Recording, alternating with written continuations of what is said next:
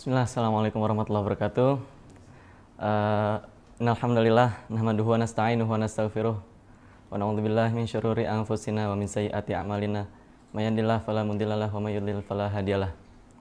Bismillah, alhamdulillah, amma ba'd. Allahumma shalli ala Muhammad wa ala ali Muhammad kama shallaita ala Ibrahim wa ala ali Ibrahim innaka Hamidum Majid. Selamat pagi sahabat Kursi Hikmah yang insyaallah selalu dirahmati oleh Allah. Alhamdulillah, pagi ini kita akan melanjutkan kajian pada duha kali ini tentang buku Ketika Hidup Selalu Terasa Sial yang ditulis oleh Ustadz Budi Ashari. Sebelumnya saya mau ini mau ngasih tahu aja tentang apa sih, saya lupa ngomong apa. Kalau saya dari sebuah pesantren datang, diminta untuk duduk di sini.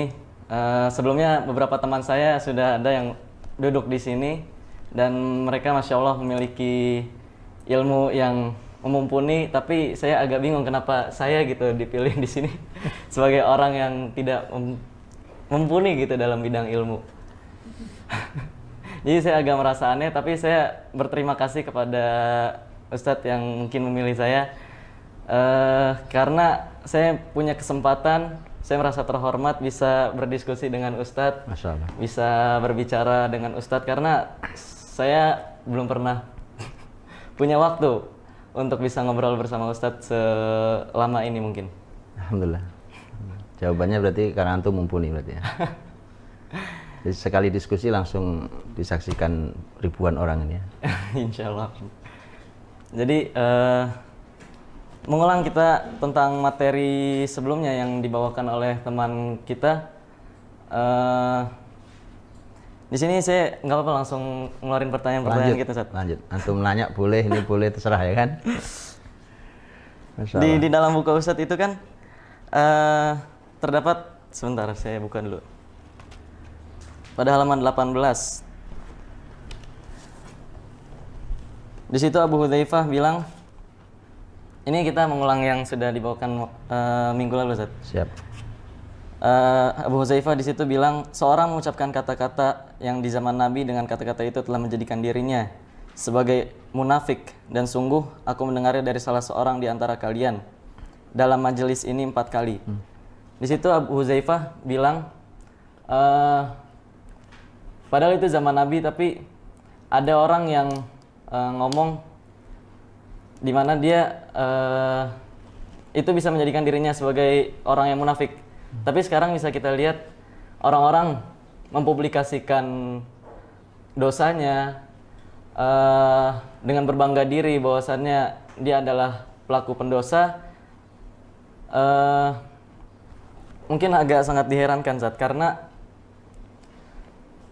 perkembangan zaman yang begitu sangat drastis, sehingga akhirnya menyebabkan para generasi muda kita menjadi sangat mudah dalam berekspresi terhadap dosa-dosa mereka. Itu menurut Ustadz gimana, Ustadz?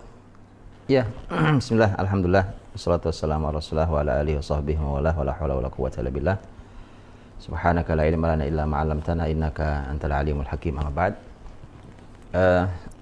Sahabat Kursi Hikmah hafizakumullah, teman diskusi saya Ustadz Zidan. Masyaallah. Berapa usia Ustadz Zidan? Saya 19 tahun. Ini teman sahabat Hikmah harus tahu bahwa saya tuh suka diskusi dengan anak-anak seusia begini karena umat ini masih boleh tersenyum, memiliki harapan ketika yang bersentuhan dengan ilmu Allah adalah anak-anak muda seusia ini. Ya, karena kebaikan mereka, manfaat untuk umatnya pasti besar. Saya mohon maaf sebesar-besarnya kepada para sesepuh, para orang tua yang belajar ilmunya ya di usia tua, umpamanya, insya Allah manfaat. Tapi karena sudah tua ya pasti manfaatnya untuk diri sendiri kebanyakan, gitu ya. Tapi kalau di anak-anak muda, mereka tidak rela kebaikan itu berhenti pada dirinya. Mereka akan merekayasa dengan berbagai macam cara. Nah, itulah yang kita harapkan, agar kebaikan ini menyebar sampai di negeri manapun. Apalagi seusia mereka ini kan nggak kenal masuk angin ya kan gitu. Ya, jadi tenaganya mau diporsir berapa ini siap ya kan, nggak ada masalah. Gitu saja Dan ya. Kembali pada tema yang antum sampaikan. Yang antum sampaikan ini kalimatnya Hudzaifah, bukan Abu Hudzaifah. Hudzaifah al-Yaman, sahibu sirri Rasulullah SAW, disebutkan dalam riwayat Imam Ahmad dalam musnadnya. Kalimatnya, kata Hudzaifah, in kana ar-rajul la yatakallam bil kalimati ala ahdi Rasulullah SAW fa yasiru munafiqan wa inni la asma'uha min ahadikum fil maq'adil wahid 4 marrat. Ini sebenarnya begini, Dan. Sebenarnya ini kritik satu generasi pada generasi setelahnya. Kalau kita melihat generasi sahabat dan generasi tabi'in, bahkan generasi tabi'ut tabi'in atau generasi di bawahnya lagi, tabi'ut alba dan seterusnya, sebenarnya kita melihat mereka itu, kalau melihat biografi mereka, kisah hidup mereka itu kayak membaca di negeri dongeng gitu ya. Masa ada orang kayak begini, itu ajaib. Buat kita nggak sampai gitu dengan pola hidup mereka itu, kita nggak ngerti kok ada orang kayak gitu, itu kita nggak ngerti. Tapi dan memang itu kalau para ulama menyebut bahwa ini adalah generasi yang al-mashhud lahum bil khair. Mereka ini generasi yang mendapatkan legalitas dari Nabi bahwa mereka generasi terbaik. Sebagaimana dalam hadis Nabi, khairun nasi qarni tsumma alladziina yalunahum tsumma alladziina yalunahum. Dalam riwayat lain ketambahan satu lagi, tsumma alladziina yalunahum. Generasi terbaik adalah zamanku, berarti sahabat. Kemudian setelahnya berarti tabi'in. Kemudian setelahnya berarti tabi'ut tabi'in. Kalau dalam riwayat lain ada tambahan satu lagi, berarti generasi tabi'ul atba'. Maka menjadi hal yang menarik ketika kita melihat ternyata di zaman ini pasti ajaib zaman 4 ini. Walaupun tidak 3, mungkin 4 gitu ya, ini zaman terbaik. Nah, ini kan dialognya sahabat, yaitu Hudzaifah radhiyallahu anhu dengan generasi setelahnya, berarti tabi'in. Ternyata kalau generasi sahabat melihat ke bawah, melihat ke generasi setelahnya itu nggak puas. Jadi buat mereka sudah banyak penurunan, makanya protes sahabat terhadap masyarakat tabi'in itu banyak sekali. Bukan cuma ini. Itu banyak sekali. Dan itu menunjukkan memang turun. Tapi sampai ke generasi 4 sekalipun, kita ngelihat mereka pun juga ajaib buat kita kan. Itu zaman apa? Masa ada orang kayak begitu? Ada orang kok ilmu kayak gitu, teguhnya luar biasa. Kalau sedekah infak itu ya nggak mungkin lah orang ada kayak gitu kan gitu. Itu buat kita. Tapi artinya kritik mereka makin ke bawah itu, mereka protes terhadap generasi itu. Nah, protes yang menarik dari Hudzaifah adalah, sekali lagi protesnya banyak ya. Kayak umpamanya sebelum tema Hudzaifah radhiyallahu anhu. Kayak umpamanya tema protesnya sahabat mulia ahli Quran Abdullah bin Mas'ud radhiyallahu anhu. Kata beliau mengatakan ke generasi tabi'in, kalimatnya begini, kami ini generasi sahabat itu adalah masyarakat yang dimudahkan, yang sulit menghafal Quran, tapi dimudahkan Allah untuk mengamalkannya. Sementara kalian mudah sekali menghafal Quran, tapi kalian sulit mengamalkannya.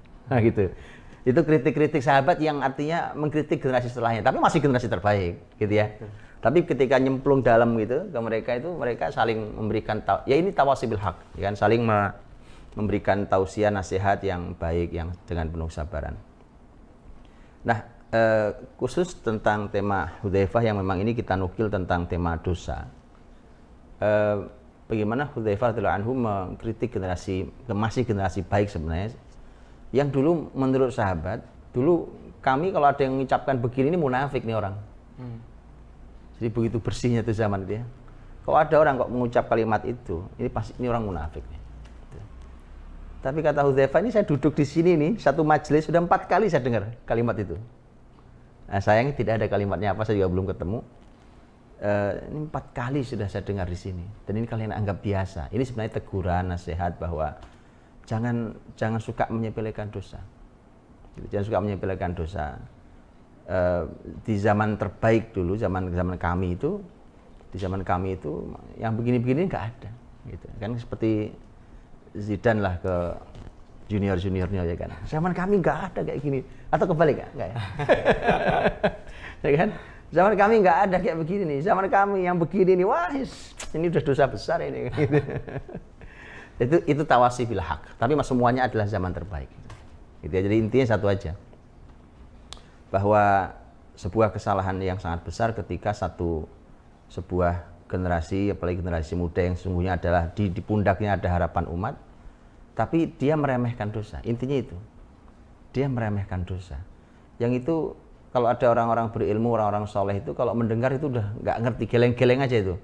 Kok bisa gitu ya? Seumur hidup kita tidak terfikir bisa mengucapkan kalimat jelek itu. Tapi ini kalimat biasa sekali. Jadi ngomong tuh 3 menit, ya kan? Itu terulangi bisa 10 kali gitu. Kalimat kotor itu, umpamanya gitu. Itu nggak pernah terbayang keluar dari kalimat orang soleh. Sekali seumur hidupnya nggak pernah terbayang.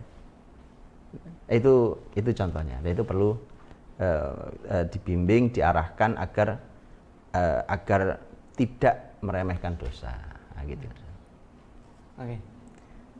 Di sini kan dijelasin dalam buku Ustadz, kalau ternyata bumi ini masih aman karena ada orang-orang yang ingin beramar ma'ruf nahi mungkar. Ya. Sedangkan hari ini kata toleransi itu menjadi sebuah kata yang dikambing hitamkan dalam sebuah masyarakat, karena dia bilang misalnya ada satu hal dalam pendapat manusia, misalnya dia meyakini bahwasannya hubungan sesama jenis itu nggak masalah. Lalu ada orang yang ingin yang namanya amar ma'ruf, kemudian kata toleransi itu keluar sebagai kata agar tidak melakukan amar ma'ruf itu. Iya. Ya itulah bahayanya satu ini ya, kata karet lah itu. Istilahnya kata karet itu ya. Jadi dia bisa ditarik, bisa dikecilkan, bisa ditarik besar, bisa selebar apa gitu. Nah, itulah kenapa kalau Zidane melihat di kebiasaan para ulama Islam itu kalau membahas apapun itu mesti harus wajib hukumnya memulainya dari pembahasan tentang definisi. Dan definisi itu mesti melalui 2 jalan. Satu definisi secara bahasa, yang kedua definisi secara syariat. Nah gitu ya, itu pasti itu. Kayak contohnya gitu, bahas tentang sholat, nggak akan mungkin ulama tiba-tiba bahas sholat itu takbiratul ihram, nggak ada itu. Pasti akan dibahas sholat itu secara bahasa, artinya doa. Ya, secara syariat, sholat itu adalah sebuah aktivitas ibadah yang dimulai dengan yang dibuka dengan takbiratul ihram, diakhiri dengan salam dan seterusnya. Maka menurut saya ini PR di zaman generasi antum tuh, ini PR besar. Banyak sekali ilmu tersesat hari ini, gitu ya. Jadi kita pikir dia benar, tapi kemudian gampang kalau mau melihat dia tersesat sebuah ilmu itu. Hasil ketika belajar ilmu itu, ternyata hasilnya adalah masyarakat yang tersesat. Cara pikirnya tersesat, tindakan tersesat. Ini bukti bahwa ini ada yang masalah pada ilmunya. Itu menurut saya kegagalannya diawali dari kegagalan mendefinisikan sesuatu. Gagal mendefinisikan sesuatu. Saya pernah diskusi tentang sebuah ilmu, bukan ilmu saya ya, karena saya belajarnya ilmu syar'i, belajar ada sebuah ilmu yang kita diskusi gitu. Kemudian saya sampaikan, saya bilang menurut saya masalah di ilmu yang kita diskusikan ini adalah pendefinisian yang gagal. Jadi bayangkan ya, ilmunya sudah kemana-mana, profesor di muka bumi ini banyak di ilmu ini gitu. Tapi ketika gagal di definisi awalnya, maka kemudian menjadi masalah. Terus gini lah, ngomongin yang agak nggak terlalu sensitif nih. Nggak terlalu sensitif, ngomongin pokoknya gini, membangun rumah, membangun jembatan, membangun, ini arsitek nih, arsitek, teknik sipil kayak. Kan harus didefinisikan.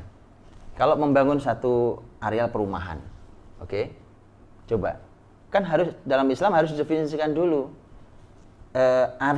satu areal pemukiman itu, ini apa definisinya? Ya kan? Apa pemukiman itu? Ada bertetangga. Islam punya pembahasan tentang hak bertetangga, ada adab bertetangga, ya kan? Dan seterusnya. Maka nanti pasti model bangunannya, model tata letaknya, tata ruangnya, taman atau apapun itu pasti akan mengikuti segala macam yang berhubungan dengan adab bertetangga. Itu contohnya gitu. Tapi karena dia gagal didefinisikan, coba masuk ke perumahan-perumahan yang besar, kan hidup sendiri-sendiri. Betul kan? Di tembok tinggi-tinggi, ya kan? Tembok tinggi-tinggi, pasang satpam, nggak cukup itu, di gerbangnya ada tempel tulisan tuh. Ada gambar itu, kan?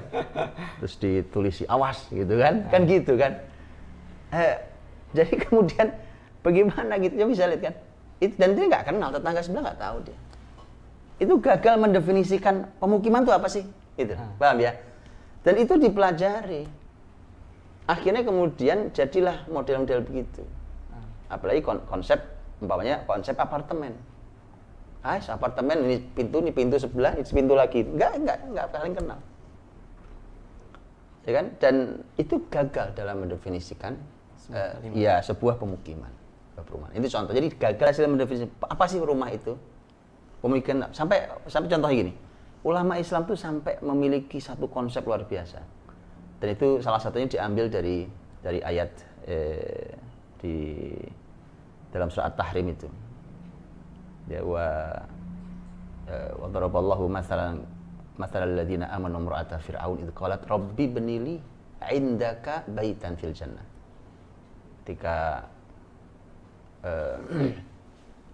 perumpamaan untuk orang-orang yang beriman, istrinya Fir'aun yang berdoa, rabbi ibnili, ya Allah bangunkan untukku 'indaka baitan. Dia tidak baitan indaka. Harusnya kalau terjemahan bahasa Indonesia kita pasti akan baitan indaka. Rabbi benili indaka baitan. Itu ayatnya. Ya Allah, ini kalau kita terjemahkan apa adanya. Ya Allah, bangunkan untukku di sisimu rumah. Kan gak enak bahasa Indonesianya. Kita akan balik. Ya Allah, bangunkan untukku rumah di sisimu. Tapi inilah kelemahan terjemahan. Kenapa? Karena di dalam bahasa Arab, gara-gara di sisimu, ya Allah, didulukan dibandingkan rumah, penyebutannya, betul ya? Indaka di sisimu. Baitan artinya rumah. Ya kan? Itu para ulama sampai punya kaidah namanya al-jar qoblad dar. Di sisimu itu kan di sisi Allah. Itu jauh lebih penting dibandingkan rumah. Asal aku di sisimu, ya Allah. Tapi setelah itu saya minta rumah. Kan begitu. Nah, makanya kalau dalam Islam itu bukan begini babnya, rumahmu bagus ya, pemandangannya indah, bukan. Harusnya ditanya, tetanggamu kayak apa? Baru kita tanya rumahnya. Itu dalam konsep Islam. Mana ada hari ini kayak begitu? Kan nggak ada kan? Ada gitu. Orang nyari rumah, terus nanya dulu tetangganya kayak apa ya? Nggak jadi beli deh. Gitu. Ada begitu? Nggak ada.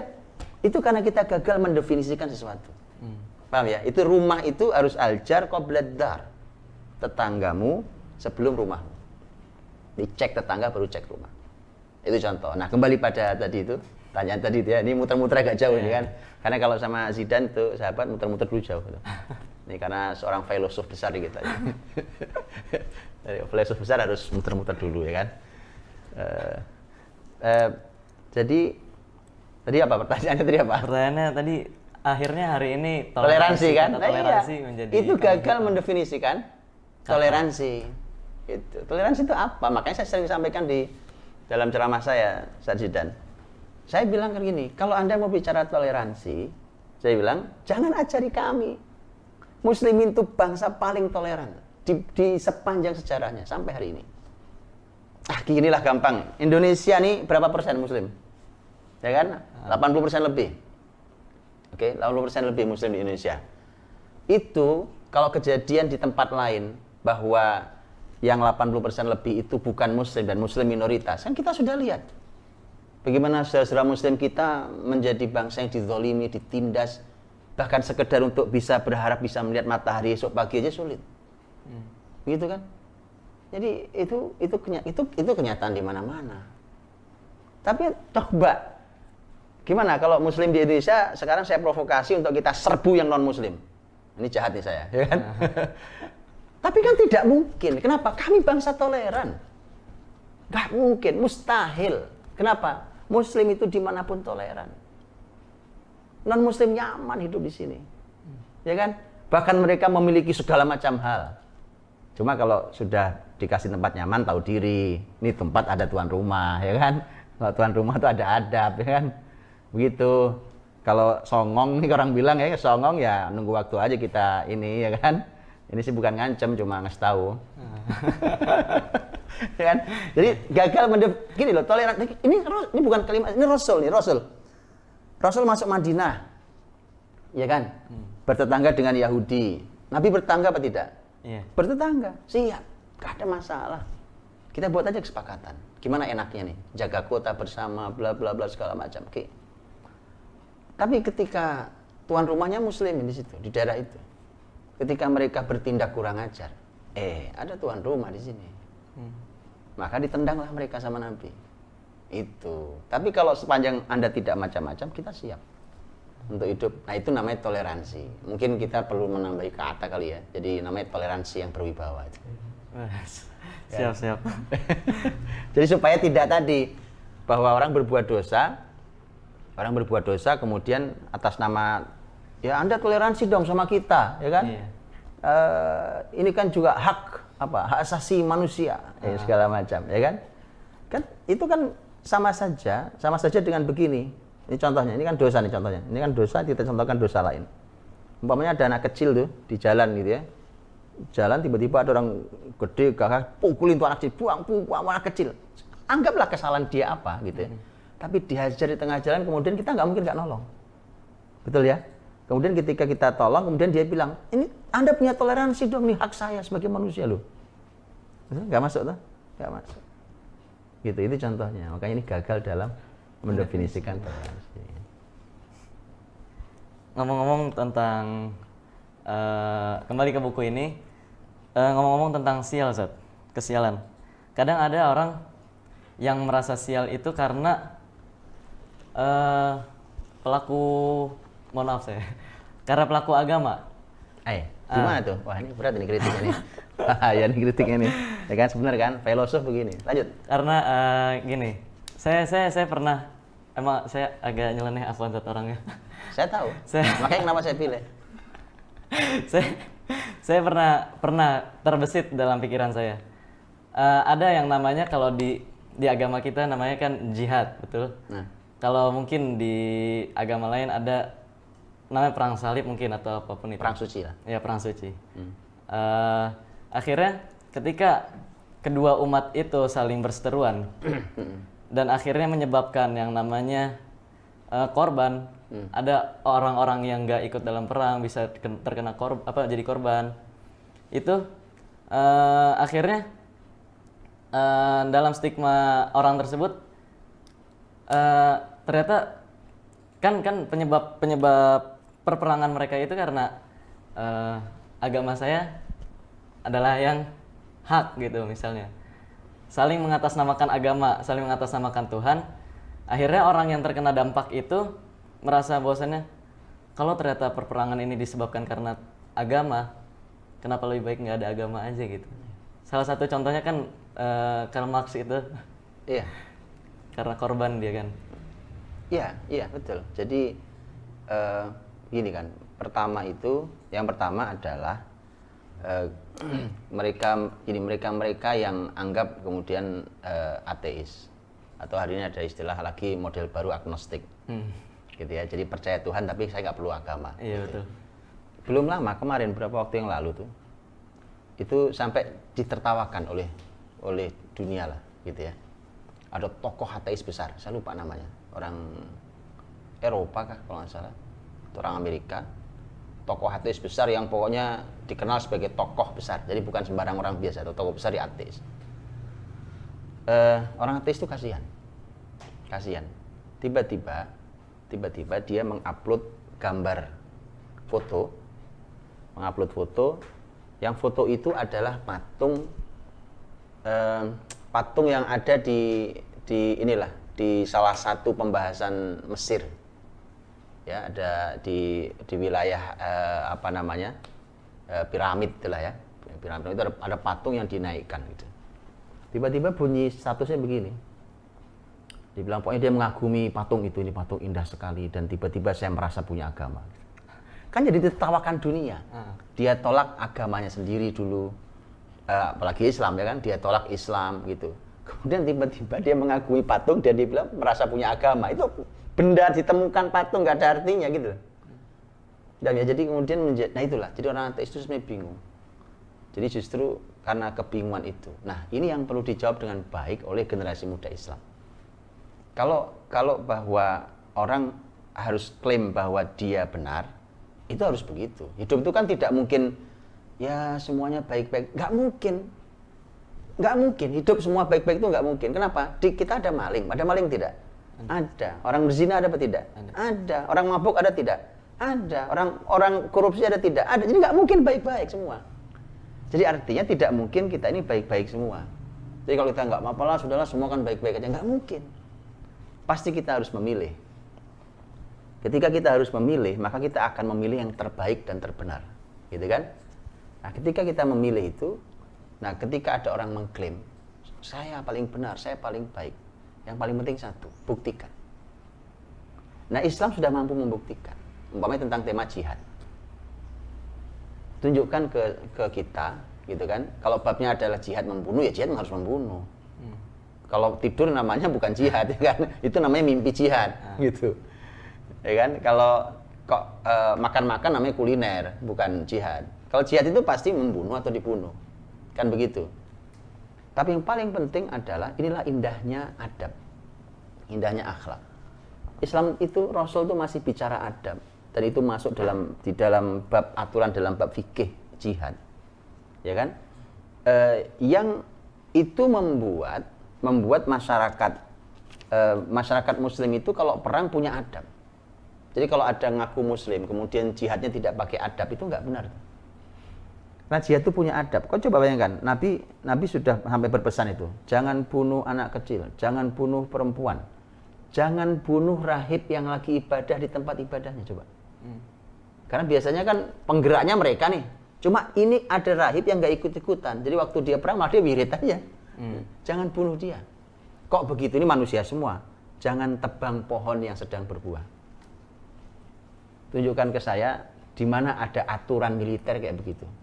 Nggak ada. Yang hari ini ada adalah bagaimana menang sebesar-besarnya. Kalau perlu menang secepat-cepatnya, ya kan? Diciptakanlah senjata-senjata pemusnah massal. Sekali lempar jeger sekian banyak korban, betul? Itu kan semua korban, semut aja mati itu. Semua mati, betul ya? Nah, pohon jangan tanya lagi, itu nggak diurus oleh pohon. Manusia apalagi. Makanya korban perang rata-rata anak kecil, perempuan, orang tidak sanggup, ya orang tua. Maka dalam Islam dia punya adab, punya akhlak. Ya dan tidak boleh sembarang sehingga kalau ada orang yang merasa sial hidupnya ini gara-gara agama nih segala macam kemudian jadi ada kayak begini.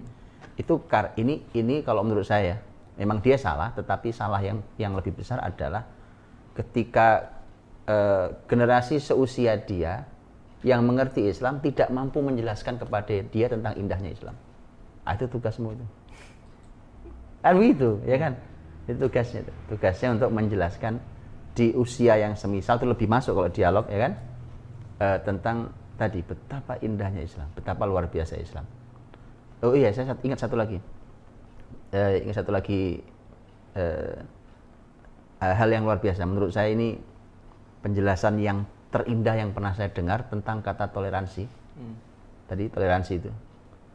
Bukunya tipis baca, bukunya Syekh Dr. Mustafa Sibai, Min Rawai Hadaratina. Terjemahannya apa Ustaz Her? Ada terjemahan itu.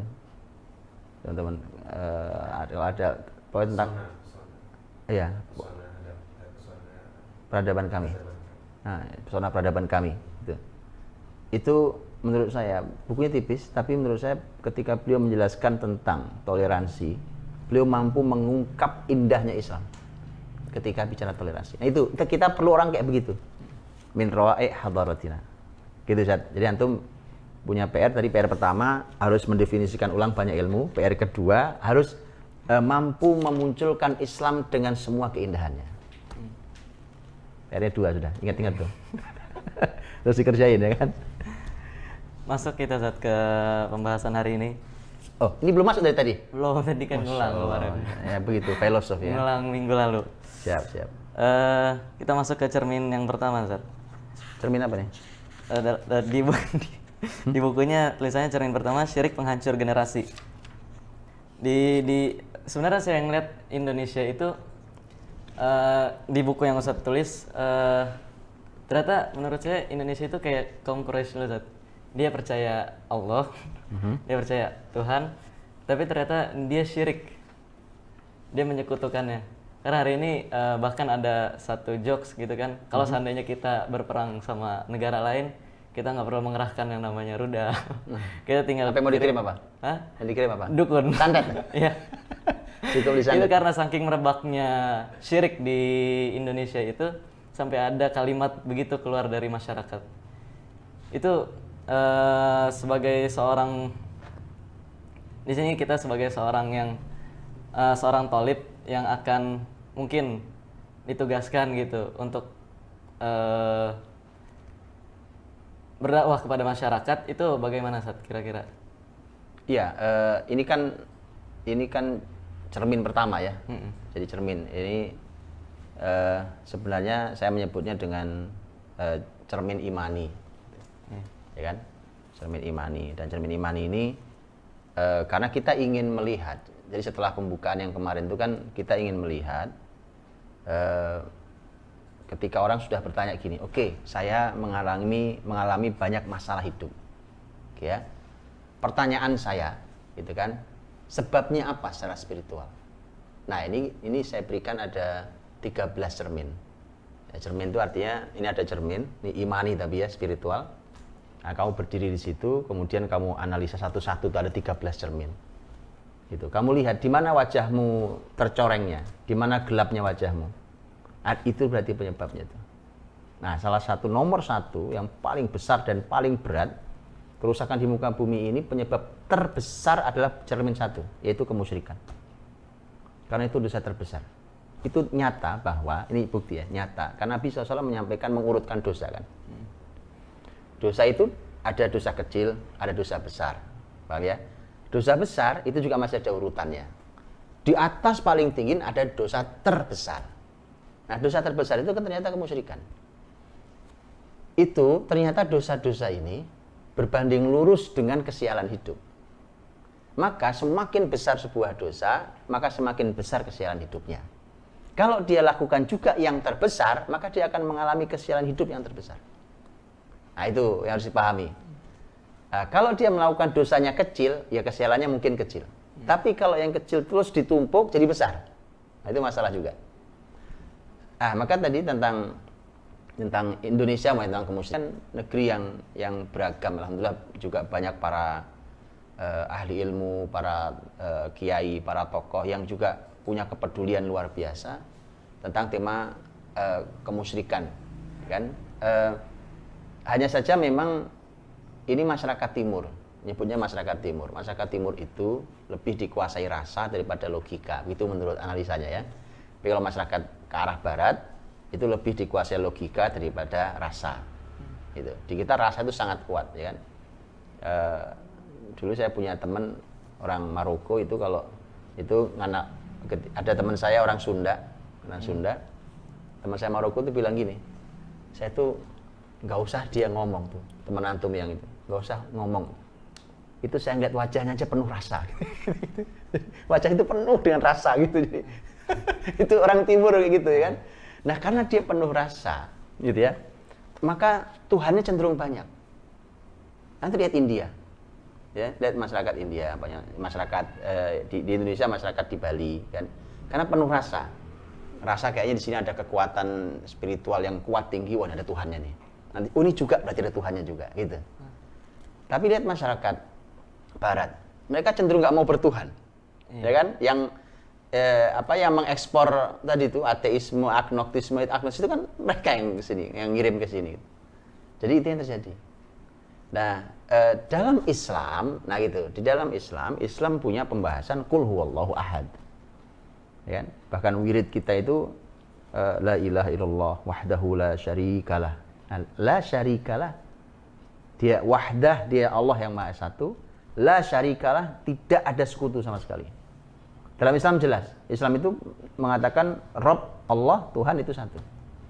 Nah, lebih dari itu sejelas kemusyrikan dan kekafiran. Itu dalam Islam jelas, ya. Atau meyakini bahwa kekuatan yang hanya Allah yang bisa melakukan, kok itu disematkan, diberikan kepada makhluk atau benda, maka itu juga kemusyrikan. Ya. Umpamanya gini, Allah itu Ar-Razzaq. Allah Ar-Razzaq. Allah Maha memberi rezeki. Tiba-tiba kita meyakini bahwa ada sebuah benda gitu ya. Ya, benda kemudian kita kantongin tuh bendanya gitu. Kenapa dikantongin?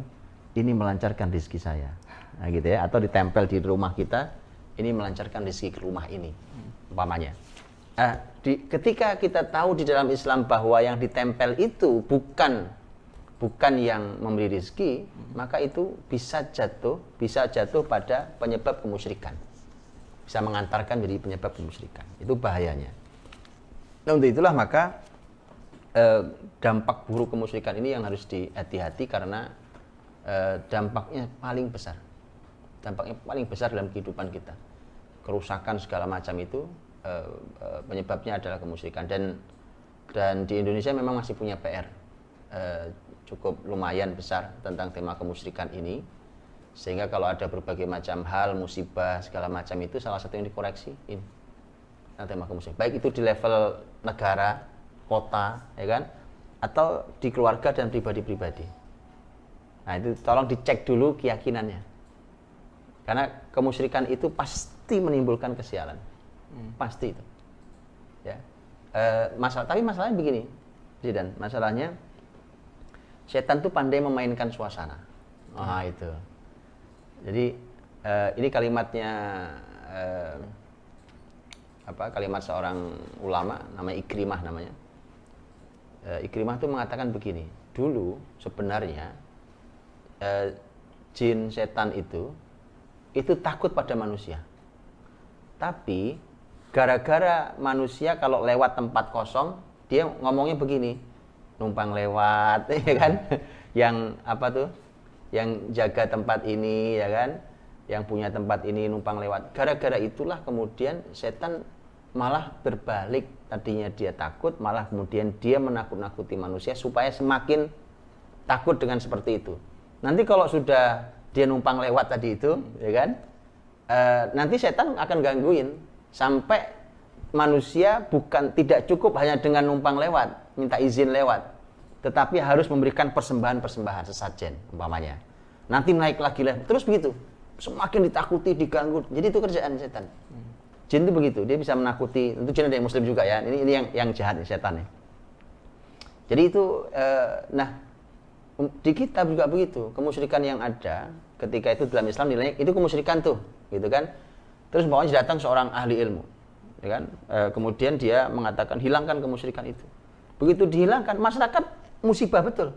Malah ketika kemusyrikan dihilangkan, ya kan, ada musibah betul di masyarakat. Kemudian orang bilang, tuh kan, gara-gara kemarin tidak dilakukan, sajen nggak dibuat, ini mantranya nggak dibaca. Nah ini juga harus dihati-hati. Itu kenapa yang ketika dakwah tentang kemusyrikan, kalimatnya qital. Qital apa artinya? Perang. Faqatilu auliya asyaiton. Maka perangilah wali-wali setan itu. Tuh. Jadi yang berdakwah di dunia tauhid itu siap perang memang. Untuk tema kemusyrikan itu bahasa Quran qital. Faqatilu, muqatalah ini perang. Auliya asyaiton. Wali-wali setan harus perang. Kadang-kadang harus perang fisik kadang-kadang. Nah itu kira-kira, insyaallah. Tapi hari ini ternyata kemusyrikan itu dikemas dengan nilai-nilai agama. Yes. Gimana tuh contohnya? Banyak di tengah masyarakat gitu kan yang menganggapnya ini sebuah ajaran agama, ternyata dia sedang melakukan praktik-praktik di luar agama ternyata. Karena hari ini dibungkus demikian rupa, ternyata kemusyrikan itu dengan nilai-nilai agama, Ustaz? Itu dia yang harus dihati-hati di masyarakat ya. Kadang bungkusnya itu kadang awalnya cuma mainan. Ada loh mainan. Saya pernah masuk ke sebuah supermarket, terus saya lihat ada yang dijual tuh, kayaknya kalung atau gelang gitu ya. Kalau saya kaget, wah ini kemusyrikan nyata ini. Gitu. Ini karena itu gambar ininya tuh, kalungnya itu kan tali terus kalung itu bagus sekali. Jadi terbuatnya itu apa besi atau apa gitu ya. Tapi ini diukirnya bagus sekali dan gambarnya lain-lain. Nah masalahnya di kemasan itu ditulisi bahwa yang ini bisa ini menjaga Anda, ini membuat Anda menjadi bahagia selalu. Yang ini juga begitu, nanti temanya lain lagi dan seterusnya. Wah ini bahaya. Benda ini kalau dibeli anak muda, ini mainan. Ini mainan nih. Nah contohnya game-game itu. Ya kan? Di sebagian game itu kan sekarang ada yang sujud dulu ke patung ya kan? Ada yang dewa apa gitu ya. Nah, itu mainan. Ada kemasannya itu mainan. Jadi orang bilang ini cuma mainan. Iya, tapi kalau kemusyrikan bukan mainan. Itu. Ada yang awalnya kemasan itu mainan, tapi kemudian jadi serius. Bukti seriusnya dia kontrol bisa tiap minggu. Contohnya zodiak. Iya benar. Ya kan? Itu awalnya mainan gitu. Cuma kamu apa? Oh saya Aquarius gitu kan. Oh kalau saya ini Aries gitu ya. Oke. Setelah itu saling lihat akhirnya, lihat ini itu kemudian nanti jadi obrolan, jadi pembahasan. Dan lihat ya, ini betul-betul ini kemusyrikan ini karena ini masuknya di dalam Islam pembahasannya arraf. Orang yang meramal nasib orang. Dan hadis Nabi tentang arraf enggak mudah. Kata Nabi man atakahinan au arrafan. Siapa yang mendatangi kahin itu dukun atau arraf itu peramal. Ya kan? Itu ada dua hukuman. Hukuman pertama lam tuqbal sholatuhu arba'ina laila. Tidak diterima sholatnya 40 malam. Jadi dia sholat jungkir balik 40 malam itu dicoret oleh Allah. Nanti ada ide liar kan. Kalau gitu nggak usah sholat Pak. Nah kalau nggak usah sholat dosanya 2. Karena dosa nggak sholat dan dosa nggak diterima sekalian kan. Jadi kerugiannya 2. Tapi yang lebih berat bukan itu. Yang lebih berat satu lagi. Hadisnya satu lagi. Man atakahinan au arrafan fasa'alahu fasaddaqahu bima yaqul faqad kafara unzila ala Muhammad. Siapa yang datang ke dukun atau peramal terus bertanya pada mereka. Kan kalau antum beli terus baca zodiak, kan sebenarnya antum lagi nanya, nasib saya minggu ini kayak apa ya? Betul ya? Iya, Oke. Fasaddaqahu bima yaqul. Kalau kamu percaya dengan apa yang dikatakannya, faqad kafara bima unzila ala Muhammad. Sungguh telah kafir terhadap Al-Qur'an. Oh, enggak gampang loh, itu bukan mainan. Dan buktinya kita percaya. Saya sering sampaikan dulu ini bukti percaya. Masyarakat ini bukan mainan, anak-anak muda ini banyak percaya. Apa bukti percayanya gini? Bukti percayanya banyak ramalannya Aquarius ya, pekan ini rezeki Anda sedang seret gitu. Kita bilang enggak lah, mudah-mudahan bagus lah, nggak percaya kan. Tapi minggu depan bunyinya lain, Aquarius pekan ini rezeki Anda sangat melimpah dari tempat yang tidak diduga. Wah kan, dia bilang alhamdulillah, percaya ente sebenarnya gitu. Jadi itu bukan mainan. Kalau Nabi mengatakan faqad kafara bima unzila ala Muhammad, ya kan, yang level paling bawahnya adalah lam tuqbal sholatuhu arba'ina laila. Kan enggak ada yang sederhana. Oke. Nah, yang bahaya memang ketika kemasannya agama. Kenapa bahaya? Orang kalau agama kan percaya. Iya, benar. Ya kan? Apalagi pelakunya, wah ini Pak Ustadz, gitu kan? Ya saya enggak tahu beliau pernah belajar agama di mana, ya kan? Betulkah pernah belajar ilmu syar'i yang kokoh gitu kan, atau dia cuma berselendang ustadz saja, ya kan? Kita tidak tahu. Tapi itulah ya, itu yang terjadi dan itu paling bahaya. Kemasan agama itu paling bahaya karena kemasan agama itu kan masalahnya adalah kepercayaan masyarakat kepada para ahli agama, ahli spiritual tinggi. Dan ini bahayanya. Saya punya teman Allah yarham sudah meninggal rahimahullah taala. Masya Allah, itu orang luar biasa. Allah berikan kemuliaan beliau dan Allah ampuni beliau rahimahullah. Itu beliau beliau yang cerita ke saya. Kalau saya kan tidak ngerti ya. Kalau beliau ini benar-benar ahli ilmu. Wong beliau itu Masya Allah punya pesantren, karena ayahnya juga kiai sangat senior di kota itu. Kabarnya pesantrennya termasuk pesantren paling tua di kota itu. Terus beliau sendiri ini kuliah sampai ke luar negeri dan segala macam lah gitu. Beliau sudah meninggal rahimahullah. Beliau pernah cerita ke saya pernah nginep di rumahnya 3 hari dan beliau cerita gini ke saya. Cerita hidupnya sendiri. Kata beliau, Ustaz Budi, pergilah ke toko-toko emas di kota ini, ya kan? Tanya aja susuk, tahu susuk nggak tuh? Tahu ya, susuk emas gitu ya. Jadi orang punya kepercayaan dipasang susuk.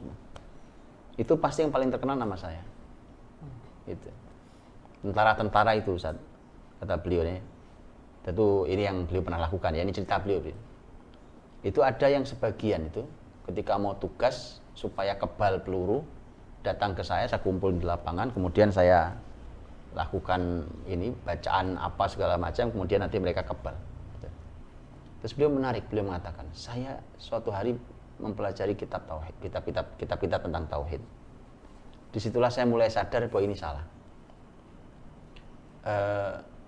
Beliau tuh ingat dulu tuh beliau pernah waktu kuliah S1 itu beliau pernah puasa nggak bicara.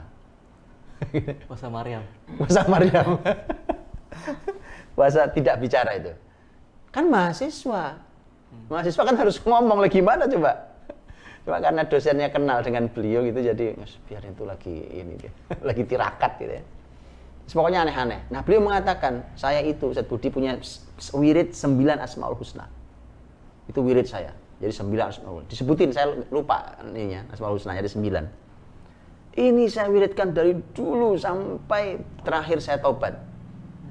Waktu saya tobat, saya baru tahu ternyata dari 9 itu 1 bukan Asmaul Husna. Padahal dia orang berilmu loh. Lihat ya bagaimana setan menutup itu ya. Menutup akal tuh. Dibaca sama beliau, yang saya ingat yang bukan Asmaul Husnanya. Kalau yang 9, yang 8 itu Asmaul Husna betulan. Saya lupa. Yang antum tahu tidak? Yang diselipkan oleh setan itu apa? Ada nama ya panggilan pokoknya ya Rahman, ya Rahim apa? Ini ya Mali. Apa itu artinya? Enggak tahu saya. Mali apa Mali? Kalau mal artinya harta, ya kan? Jadi bayangkan beliau ahli ilmu. Sehingga saya sampai S2 beliau kuliah di luar itu. Masya Allah itu. Itu sampai tertutup kayak begitu. Karena beliau itu beliau pernah iri sama saya. Irinya apa? Irinya, Ustaz Budi mah enak, Ustadz gak wajib pakai sorban katanya. Malah bebas gak pakai kopiah ya kan. Beliau itu gak bisa. Beliau itu keluar rumah pasti pakai sorban. Bayangkan coba, antum bayangkanlah dengan postur beliau yang Masya Allah gitu, kemudian dengan pakai sorban kemana-mana. Itu. Dan saya pernah menemani beliau juga waktu beliau ngisi kajian, begitu besar orang hadir.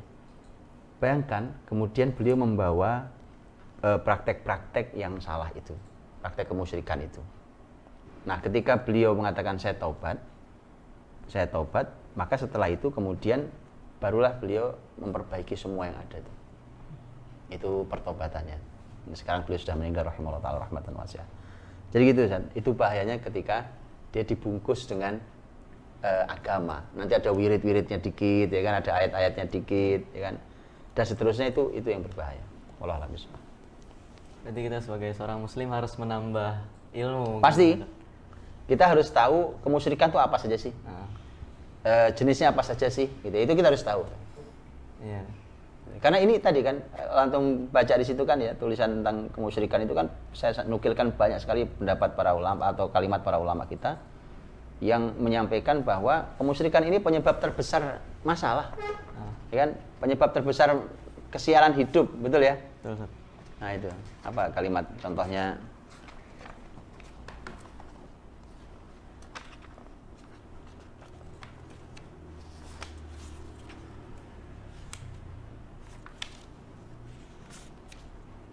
Tuh lihat, contohnya contoh kalimat Imam Ibnu Qayyim ya, dalam Bada'i Fawaid. Syirik adalah kerusakan paling besar di muka bumi. Bahkan kerusakan bumi yang sesungguhnya adalah kemusyrikan dan durhaka kepada perintah Allah.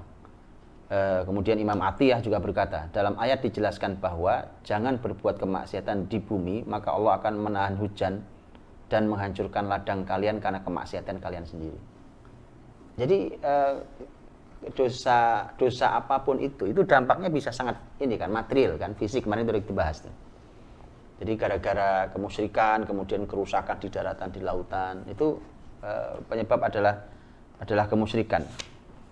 Dan seterusnya. Jadi ini yang harus sangat dihati-hati betapa bahayanya tema kemusyrikan itu. Itu Allah Alhamdulillah. Oke, Ustaz. Kemudian ternyata penyebab kesialan juga itu di cermin berikutnya dijelaskan tentang durhaka kepada orang tua, hukumannya sejak di dunia. Jadi ternyata durhaka itu kita tahulah tentang durhaka kayak gimana, yang jelasnya kayak gimana. Tapi hari ini ada orang yang misalnya saya baru berubah dari sesuatu gitu, misalnya saya buruk gitu. Setelah itu saya dengar kajian dan saya berubah. Akhirnya orang tua saya yang sebelumnya masih buruk juga, akhirnya saya gini maksudnya. Saya sebagai orang yang ceritanya sudah berubah itu ingin ingin mengajak orang tua saya untuk berubah, tapi akhirnya membuat hubungan antara kedua orang tua dan anak itu menjadi masalah, Ustaz. Karena itu agak banyak saya jumpai mungkin. Gitu ya. Jadi anaknya sudah baik gitu ya. Kemudian ceritanya dia ingin menasihati orang tuanya, begitu ya. Iya. Kemudian gara-gara nasihat itu akhirnya malah terjadi kerenggangan antara orang tua dan anak, begitu maksudnya. Iya. Nah, terus gimana?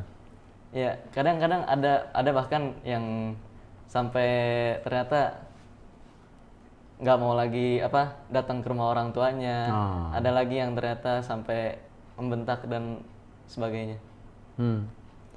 Ya, pertama yang harus disadari oleh kita semua ya, bahwa durhaka pada orang tua itu kalau ini yang saya nukilkan pertama kali itu adalah hadis riwayat Abu Bakrah radhiyallahu anhu.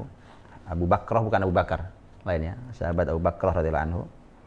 Rasulullah SAW berkata, kullu dzunubi yuakhirullahu ma syaa minha ila yaumil qiyamah illa uququl walidain. Fa innallaha ta'ala yu'ajjiluhu li sahibihi fil hayati qabla al-mamat. Ini hadis riwayat Imam Al-Hakim dan beliau mengatakan hadza haditsun sahihul isnadi wa lam yukharrijah. Hadis sahih tapi tidak dikeluarkan Bukhari Muslim dalam sahih keduanya. Semua dosa itu Allah tunda, ya Allah tunda sesuai dengan kehendaknya sampai hari kiamat. Hukumannya ditunda kecuali durhaka pada orang tua. Sesungguhnya Allah mempercepat hukumannya untuk pelakunya saat dia masih hidup sebelum dia meninggal. Ini bahayanya gitu. Jadi ini yang harus dilihat oleh siapapun yang durhaka pada orang tuanya. Mestinya ya, mesti kalau ada orang tua itu Masya Allah, mumpung masih hidup tuh mestinya itu kita jadikan kesempatan untuk mengabdi sebaik-baiknya, ya kan? Karena itu surga kita. Ya, jadi buat anak itu kalau orang tuanya dua-duanya masih ada, maka dua pintu surganya masih terbuka. Intinya gini, masuk surga tuh gampang betul kalau orang tua masih ada. Caranya bakti sama orang tua. Begitu yang satu meninggal, maka tertutup satu pintu surga. Begitu yang satu lagi sudah tiada, dua-duanya tidak ada, maka tertutup dua pintu surga. Itu artinya sungguh celaka orang yang orang tuanya masih hidup, tapi dia tidak bisa masuk surga. Karena itu ladang yang sangat besar untuk dia berbakti mengabdi kepada kedua orang tuanya. Nah, di sini juga saya nukilkan ini termasuk yang diriwayatkan oleh Imam Bukhari dalam Al-Adabul Mufradnya juga ada. Mana ininya?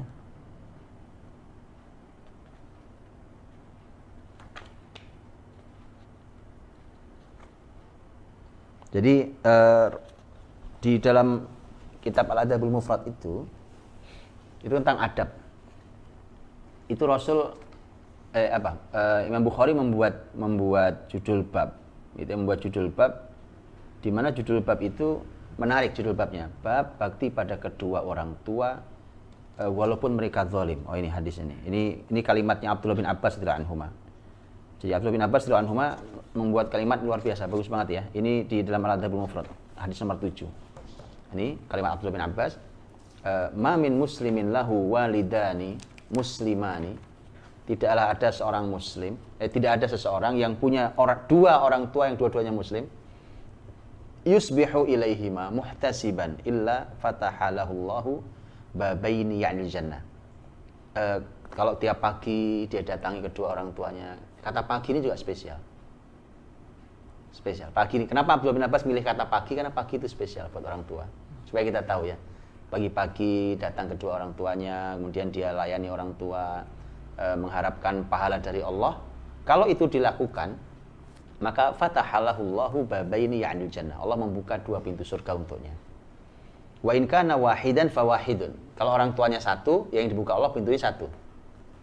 Wa in aghdaba ahadahuma lam yardallahu anhu hatta yarda an. Kalau sampai si anak membuat marah salah satu orang tuanya, maka Allah pun marah. Dan Allah tidak berhenti marah sampai orang tuanya ridho. Kemudian di Abdullah bin Abbas dengan kalimat itu ditanya oleh orang, wa in zalama, bagaimana kalau kedua orang tua yang muslim itu muslim tapi zalim sama anaknya? Zalim kan macam-macam tadi contohnya ya kan?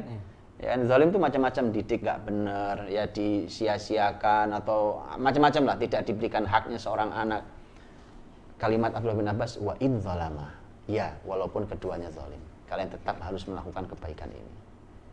Dan itulah kalimat Quran kan? Ya kan? Kalimat Quran kita tahu tentang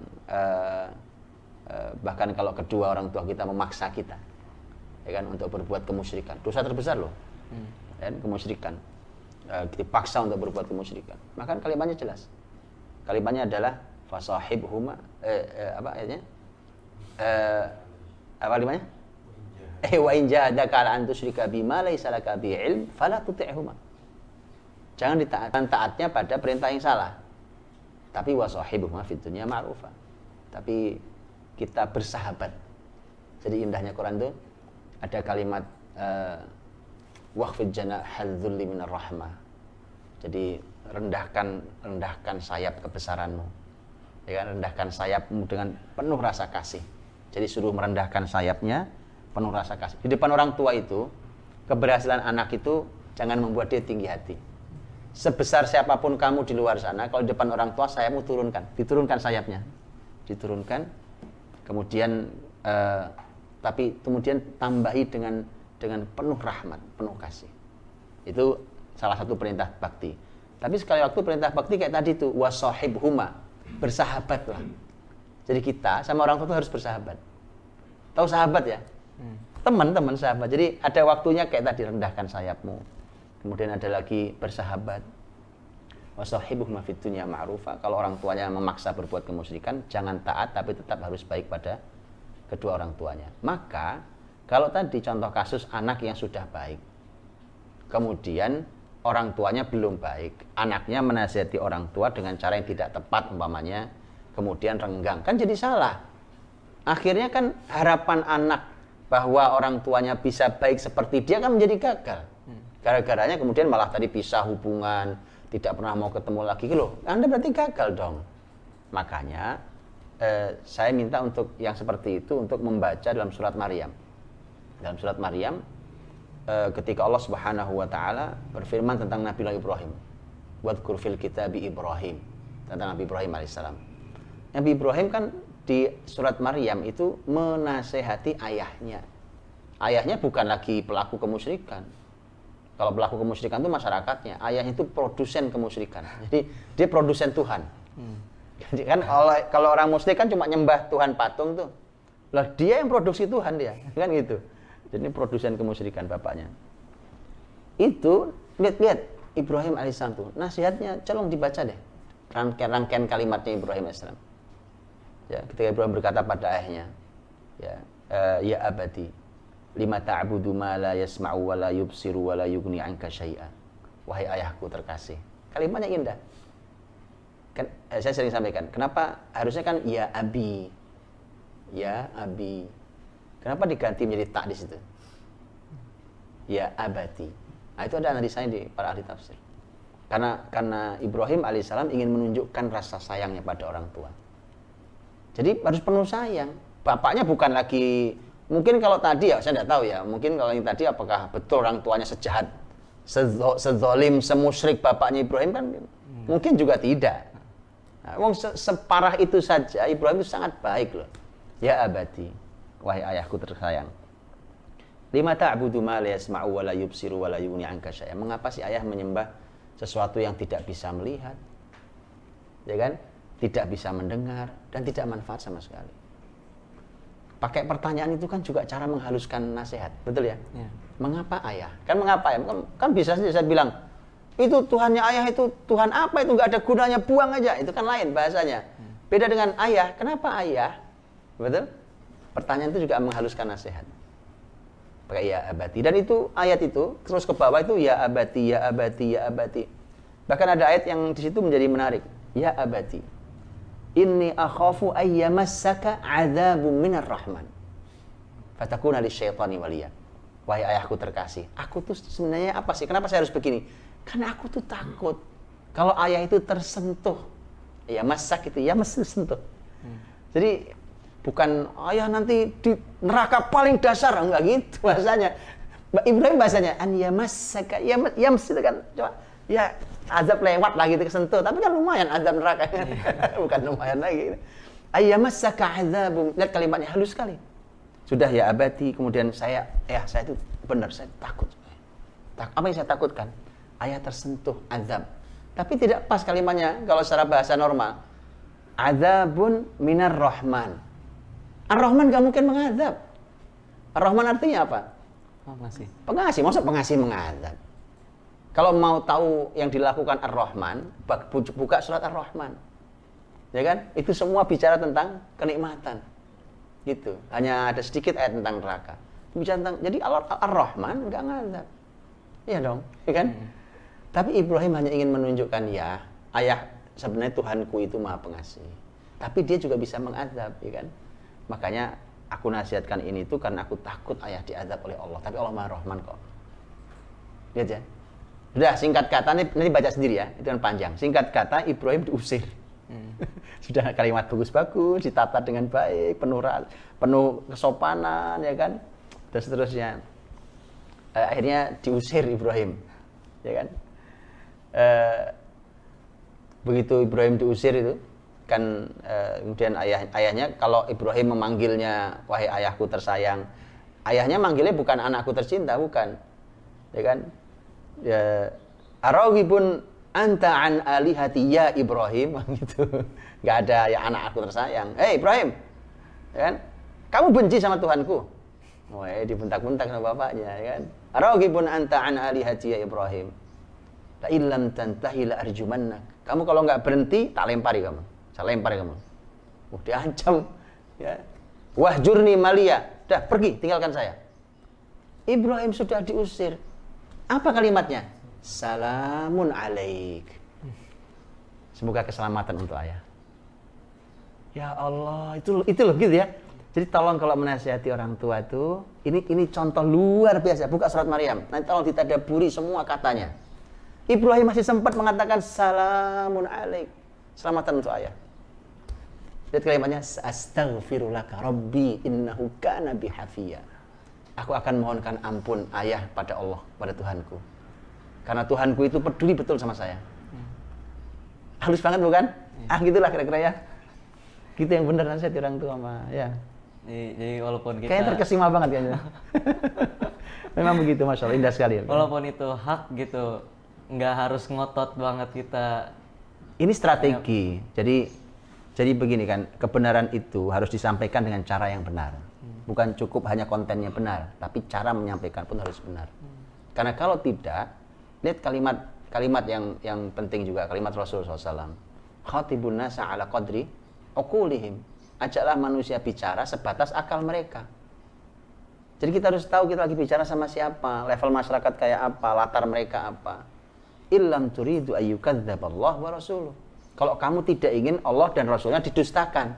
Jadi kadang-kadang orang lain itu mendustakan Allah dan Rasulnya itu penyebabnya justru da'inya. Kenapa dai-nya tidak mengukur level audiensnya? Ya, tidak mengukur level yang diajak bicara. Akhirnya mereka malah menolak, padahal yang disampaikan al-haq, kebenaran. Kenapa? Caranya salah. Jadi harus dengan penuh strategi. Harus penuh strategi. Kemudian di sini Zat, di berikutnya ternyata cermin yang ketiga di sini. 3. Cermin yang ketiga. Di sini Ustadz membahas tentang zina. Nah, Di situ hari ini di Indonesia pun banyak produksi film yang akhirnya seperti menceritakan bahwasannya zina itu bukan sebagai bentuk masalah, tapi itu adalah kenakalan remaja dan sebagainya, yang akhirnya masyarakat tercuci otaknya, akhirnya itu menganggap itu semua biasa. Dan di sini ternyata kata Ustadz di sini zina menyebabkan kemiskinan. Ya. Apa sangkut paut dari zina menjadi miskin dan sebagainya? ya seperti yang saya sampaikan sebelumnya ya, sebuah dosa itu bisa menyebabkan sebuah kesialan hidup, dan itu bisa kita urutkan logikanya. Tapi kadang-kadang juga tidak bisa kita urutkan logikanya. Gitu. Zina menyebabkan kemiskinan, umpamanya, gitu ya. Mungkin kita bisa logika, oh mungkin gini, mungkin orang berzina kemudian akhirnya dia dosanya makin meningkat, itu kan perlu biaya untuk berzina, ya kan, makin besar, umpamanya kan gitu. Akhirnya kemudian bisa miskin lah dia. Apalagi kalau orang sudah pada level umpamanya ketagihan dosa, nah, dia bisa miskin gara-gara itu, umpamanya bisa berantakan ekonominya. Oke, itu kan logika yang kita bangun mungkin ada benarnya. Tapi bisa jadi tidak pakai logika, nggak ada logikanya. Pokoknya begitu kau lakukan itu dan kemudian menjadi dosa yang tidak ditaubati dan terus-menerus dilakukan, maka hidupmu akan sengsara dalam perekonomiannya. Nah, ini sebenarnya begini, saya membayangkan tuh bukan hanya di level individu ya, bukan satu orang gitu. Bayangkan kalau negara, gitu ya, negara membiarkan perzinahan, negara malah memberi izin perzinahan, bukannya diterapi, gitu ya, tetapi malah diberi ruang-ruang perzinahan. Ini juga PR generasi muda begini. PR generasi muda itu gini. Jadi kita ini suka meniru kebiasaan atau solusi yang diberi dari barat sana. Itu suka kita tiru apa adanya. Saya ingat betul waktu ada pembahasan tentang penyebaran penyakit AIDS gitu ya. Penyebaran penyakit AIDS itu dulu pernah ada ide di Indonesia itu sampai mau membuat, mohon maaf ya, dulu di mal-mal itu sampai mau dibuatkan ATM kondom. Gitu. Jadi yang mau berzina ya kan, itu ngambil kondom dulu. Supaya tidak kena AIDS. Itu pernah dan itu bukan isu ya. Karena itu sudah diangkat bahkan di level resmi negara. Oke, kalau saya tidak salah, wallahualam. Kalau saya tidak salah malah sudah ada yang menjalankan itu di beberapa mal besar. Kalau saya tidak salah, itu kan kebodohan luar biasa. Kalau di negeri Islam itu solusi di negeri kafir, yang memang mereka legal, yang begitu. Tapi di negeri Islam kan solusinya bukan itu. Solusinya adalah perzinahan itu dilarang, diterapi masalah ini. Kan begitu kan, diterapi, bukan malah kemudian, apalagi kalau negara salah satu income-nya adalah perzinahan, kebayang nggak? Negara miskin jadinya coba. Gitu ya. Jadi kalau nanti kita bilang itu Pak negara barat kaya raya, walaupun ini saya sudah ceritakan kemarin, ya kan? Sebutkan ke saya negara kaya raya. Nanti saya tunjukkan di salah satu zaman dinasti kekhilafan Islam, saya tunjukkan kayak apa makmur dan kayanya negara itu. Nggak ada bandingannya. Saya sudah sering sampaikan itu. Nggak ada itu perbandingan dengan yang disebut negeri kaya hari ini. Jadi Anda tuh miskin sebenarnya. Cuma karena yang lihat kita yang lebih miskin, kita pikir dia kaya gitu kan. Gitu aja. Gitu. Jadi dan apalagi kan tema zina itu kan bukan hanya menyebabkan kemiskinan. Ya kan di sini kan saya sebutkan beberapa riwayat bahkan kalimat Aisyah radhiyallahu anha seingat saya. Nah, itu ada judulnya gempa itu. Iya. Judulnya gempa itu. Ya, ketika Anas bin Malik dengan temannya datang bertanya pada Aisyah radhiyallahu anha tentang gempa, ya kan? Kemudian Aisyah menyampaikan 3 dosa yang menyebabkan gempa. Kalau kita urut logikanya, apa urusannya? Gempa itu kan masalah patahan lempeng bumi, atau gempa tektonik, ya kan gitu kan? Apa urusannya dengan itulah? Gini, mestinya kita mikirin begini mestinya. Gini, contohnya Indonesia ini kan ring of fire, ya kan? Ini ya pasti potensi gempanya tinggi, gitu kan? Di Indonesia. Kenapa? Karena dia ada di atas lempengan bumi, patahan lempengan bumi. Pasti itu rawan. Begitu patah, klek, kan goyang. Oke? Gini mestinya nanyanya. Kalau orang cerdas itu begini nanya, bukan apa hubungannya. Kenapa patahnya sekarang? Pas kita masih hidup, nanti aja kenapa? Atau kemarin, betul nggak? Nanti saya udah mati baru patah, biar saya nggak stres juga saya gitu. Kenapa patahnya di zaman saya? Dan itu tidak bisa dianalisa oleh ilmu pengetahuan hari ini. Para saya yang terakhir saya tidak tahu, tapi para ilmuwan yang saya tahu, para ilmuwan tahu wilayah-wilayah rawan gempa itu tahu. Oke, tapi mereka belum punya alat yang menganalisa. Oke, kapan terjadinya kalau gitu? Ini rawan gempa nih. Oke, kapan kejadiannya? Wah, itu nggak tahu. Berarti sepanjang dia tidak tahu, dia menjadi ilmu Allah tuh. Rahasianya di tangan Allah. Nah, terserah Allah kalau gitu. Mau kapan digoyangnya kan? Nah, gitu. Nah, itu harusnya pakai, baru kemudian masuk ke kalimat Aisyah radhiyallahu anha. Bunda, kenapa ada gempa? Ma baluz zalazil. Kenapa gempa? Dan gempa, masya Allah ya, Allah lindungi kita dan negeri ini juga, negeri muslimin. Amin. Itu kan tidak sederhana ya, bukan cuma gempa ya. Gempa-gempa itu tidak sederhana, bahkan ada yang menyebabkan tsunami besar segala macam itu. Aisyah radhiyallahu anha mengatakan 3 dosa sebabnya. Nomor 1 adalah idzastabahu zina. Kalau mereka sudah istabahu itu mereka menganggap mubah. Nah, tadi itu menganggap mubah. Zina itu di zaman Nabi pun ada. Ada apa tidak? Ada, tetapi yang melakukan sedikit itu 1, yang kedua sembunyi-sembunyi. 2 poin tuh, sedikit dan sembunyi-sembunyi. Baik. Tetapi kalau sudah dianggap tadi itu gara-gara dibuat film itu dibombardir ya, film bahkan kartun anak-anak ya kan. Apalagi film-film itu kemudian dibuat, ini seniman murahan nih ya, seniman picisan ini. Ya kan, ini kelas recehan, cuma nyari receh duit gara-gara. Kemudian alasannya, oh kami tidak mengajari generasi muda kerusakan kok, kami hanya memotret sosial keadaan. Itu udah, itu kebanyakan ngomong, itu nyari duit selesai gitu kan. Kita ini terlalu banyak bicara. Ini seniman murahan begini nih, kayak yang begini-begini nih, ya modelnya Anda akan berhadapan dengan kesialan hidup. Sudahlah, kan Anda berhadapan dengan kesialan hidup itu. Anda bayangkan, menginspirasi anak muda sampai menghadirkan di hati mereka zina itu biasa saja. Ya cuma kenakalan lah, kayak nakal nyuri jambu orang ya, atau zina nggak seperti itu. Ini perbuatan yang disebut fahisyah, sebuah kekejian. Dan akhirnya tadi ketika istabahu, mereka sudah menganggap mubah azina, bukan melakukan. Kalau melakukan di zaman Nabi pun ada yang melakukan. Tapi semua orang sepakat mengatakan itu salah, gitu. Jadi istabahu itu menganggap bahwa zina sudah mubah. Nah, itu dampaknya bahaya loh. Kalau sudah istabahu zina wa syaribul khumur. Ini poin kedua kan, mereka sudah minum khamr. Khamr kan cermin berikutnya kan. Wa syaribul khumur wa darabu bil ma'azif. Mereka sudah mulai mainkan musik. Oke, 3 poin. Enggak, jadi masalah musik nggak usah berantem, baca bukunya aja. Oke, kita ini sebenarnya berantem berilmu malas. Oke ya, jadi jangan suka berantem berilmu malas, berilmu dulu. Oke, nggak usah rame dulu ya, nggak usah rusuh dulu.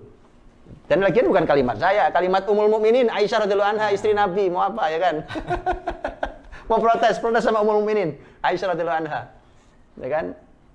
Idzastabahu zina wa syaribul khamr wa darabu bil ma'azif. Ma'azif itu musik. Ya, kemudian Allah murka dari atas sana. Begitu Allah murka, kemudian Allah perintahkan guncang bumi. Maka terjadilah gempa. Ummul Mukminin Aisyah ditanya, "Ya Ummul Mukminin, apakah itu azab?" Kata beliau, itu rahmah lil mukminin. wa 'adzaban lil kafirin. Itu kasih sayang untuk orang beriman. Karena dengan itu diampuni Allah, ya kan? Tapi itu azab untuk orang kafir. Gitu. Tidak sederhana. Sebenarnya saya masih banyak yang pengen ditanya, Ustaz. Cuman berhubung ternyata waktunya Kalau enggak saya nanya antum. waktunya ternyata terbatas. Oh, habis waktunya. Iya, Lanjut, ternyata lanjut. saya udah suruh ngajin pertanyaan orang. Memang asik ngobrol sama antum, jadi sampai lupa jam ini. Kalau kita lanjut sampai asar gimana? Saya akan membacakan pertanyaan-pertanyaan orang, Ustaz.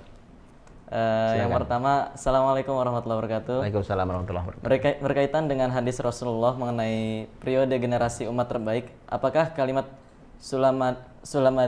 sulamadina yalunahum bisa diartikan generasi setelahnya baik karena mengikuti kebaikan pendahulunya, sehingga membuka peluang kita pun bisa menjadi baik dan termasuk dimakna lebih jauh dari hadis? Tidak, hadis ini terbatas. Kalau ini hadis terbatas, jadi memang tidak melebar sampai ke zaman kita. Jadi khairun nasi qarni, tsummal ladina yalunahum, tsummal ladina yalunahum. Ini pembahasan terbatas. Memang hadisnya tidak mungkin ditafsirkan meluas. Bahwa generasi terbaik itu kata Nabi qarni, zamanku. Tsummal ladina yalunahum, kemudian zaman generasi setelahnya. Nah, setelah sahabat adalah tabi'in. Tsummal ladzina yalunahum, dan setelahnya lagi berarti tabi'ut tabi'in. Itu disebut sebagai 3 zaman al-masyhud lahum bil khair. Oleh para ulama disebut bahwa ini adalah zaman yang telah disaksikan legal oleh Nabi, yang mendapatkan legalitas bahwa mereka masyarakat baik. 3 zaman itu. Nah, itu tidak bisa melebar ke kita. Nah, kalau kita harus pakai dalil yang lain. Kalau itu memang zaman yang sudah disaksikan nilai umumnya baik. Nah, kalau kita sekarang nih, contoh zaman kita sekarang nih, dikasih nilai umum, kira-kira nilainya berapa? Kan gitu kan? Tapi kalau 3 zaman ini, sahabat, tabi'in, tabi'ut tabi'in, melebar sampai tabi'ul atba, itu nilai umumnya baik. Nilai rata-ratanya baik. Gitu. Ya, jadi ini tidak bisa. Tapi kalau mau yang tadi bahwa kita melanjutkan kebaikan orang tua kita, generasi sebelum kita, itu kita pakai dalil lain, tidak pakai ini. Ya, kalau itu memang harus dilakukan, bahwa kita ini adalah pelanjut kebaikan dari generasi sebelum kita. Pertanyaan kedua, Ustaz. Silakan.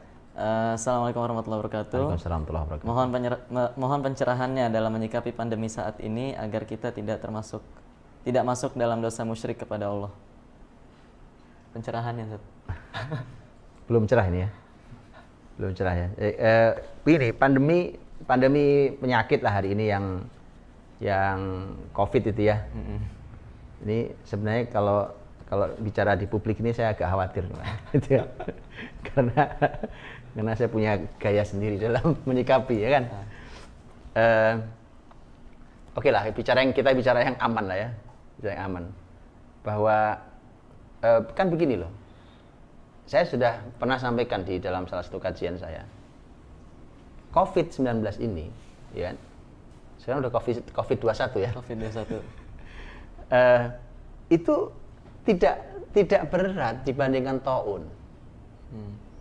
Kalau kita baca tentang taun, hadis Nabi tentang taun, makanya kenapa orang para ilmuwan Islam atau dalam bahasa Arab hari ini mereka tidak mau menyebut taun, tapi menyebutnya jaihah. Artinya apa tuh? Ya ini wabah. Nah, karena kalau taun itu jauh lebih berat daripada ini, dan taun itu pernah kejadian jadi artinya sebenarnya enggak, ya gitulah ya kan.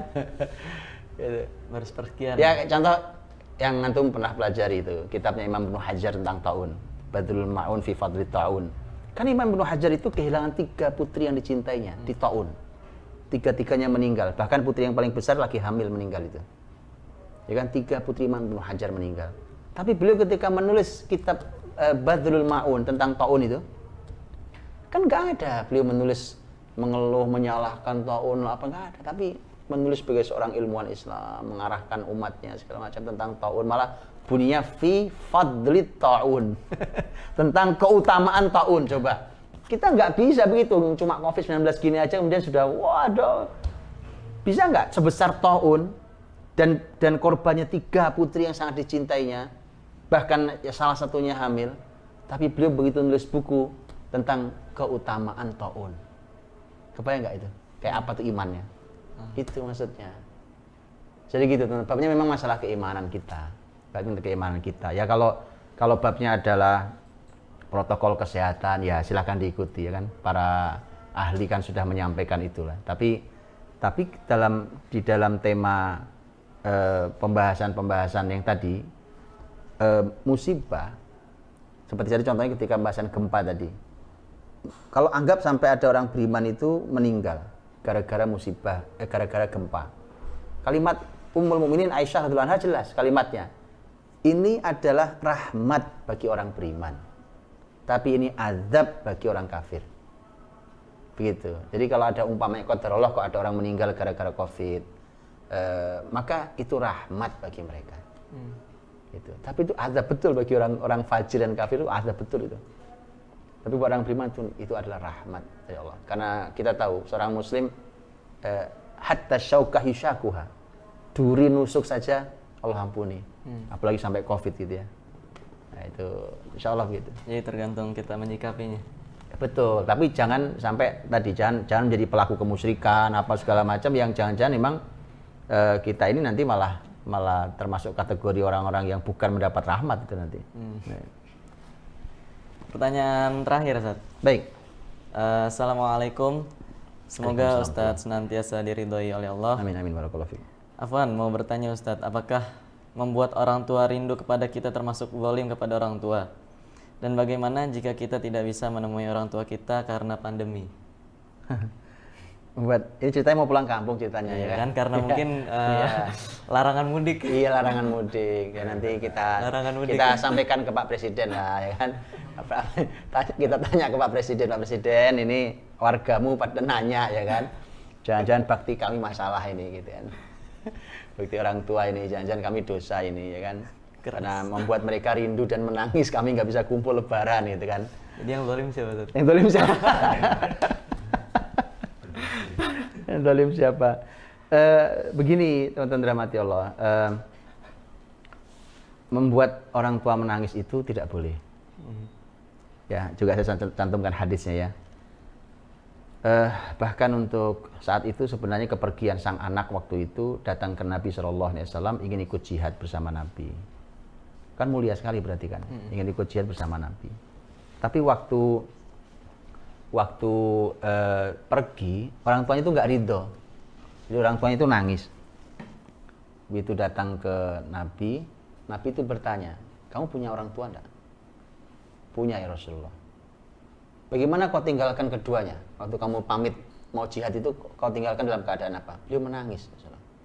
Kata Nabi, irji ilaihima wa adhikhuma kama abkaitahuma. Pulanglah ke kedua orang tuamu. Buatlah keduanya tertawa sebagaimana kau telah membuat keduanya menangis. Jadi membuat nangis orang tua itu dosa. Kecuali tangis bahagia. Nah, itu pahala. Karena kadang-kadang bahagia itu ekspresinya tangis. Kalau itu tangis bahagia berarti itu pahala. Tapi kalau tangis-tangis sedih, maka jangan lakukan. Baik ya. Nah, pulang kampung. Nah, bicara pulang kampung ini. Orang tua biasa kumpul-kumpul nih. Ya, kumpul-kumpul, kemudian kok anaknya nggak datang, ditungguin sampai orang tua nangis. Itu membuat sedih juga orang tua. Tapi kalau kemudian seperti sekarang umpamanya ada larangan pulang kampung demi kemaslahatan besar, dikaji oleh para ahli negara memutuskan itu. Ya mau apa dikatakan? Itu babnya bab darurat. Nah, kalau sudah darurat itu ya bagaimana babnya darurat, ya kan? Nah, jadi ada satu hal yang ingin saya sampaikan begini. Ada satu poin penting yang ingin saya tekankan ya. Mudah-mudahan ini sudah kita jalankan bersama.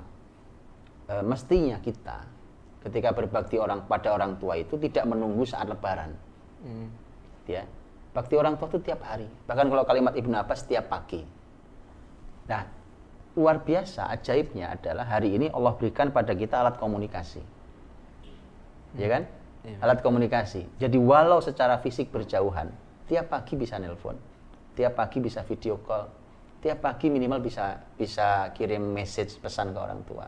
menyapa, apa kabar ayah, apa kabar bunda, umpamanya. Jadi itu kan hal yang luar biasa yang harus dilakukan. Jadi tidak menunggu mau ngirim hadiah, kan kirim hadiah nggak mesti nunggu lebaran, ya kan? Kirim aja hadiah. Mau pulang kampung, kan pulang kampung nggak mesti nunggu lebaran, gitu. Kan begitu kan? Nah, jadi nggak mesti harus nunggu. Namanya kalau orang sudah meniati untuk saya mau ibadah silaturahim, ya udah Bismillah, siapkan anggarannya, siapkan fisiknya, disiapkan semuanya, Bismillah berangkat. Kan nggak mesti nunggu lebaran, gitu ya. Nah itu contohnya. Saya juga punya kampung, ya kan? Kampung saya banyak. Ya jadi kalau saya sudah berniat silaturahim, saya nggak nunggu lebaran. Kapan saya mau melaksanakan ibadah itu, maka Bismillah berangkat.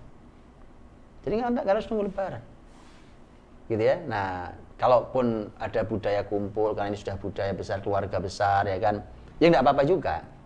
Tapi saya minta jangan nunggu lebaran untuk bakti pada orang tua. Ya, nah, kalau keadaan terpaksa tidak bisa pulang gara-gara dilarang ini, ya sudah, apa mau dikata ya. Ya udah, nanti kita buat pertemuan mungkin lebaran haji nantilah. Idul Adha ya kan. Jadi sambil nonton kambing, potong kambing sama. Jadi jatuhnya kita nih taat pada pemimpin itu. Iyalah. Kayaknya nggak ikhlas untuk ngomongnya. Oh, karena maksudnya kan ngomongnya ikhlas. Ya taat pada pemimpin. Iya. Karena ketawanya mencurigakan antum.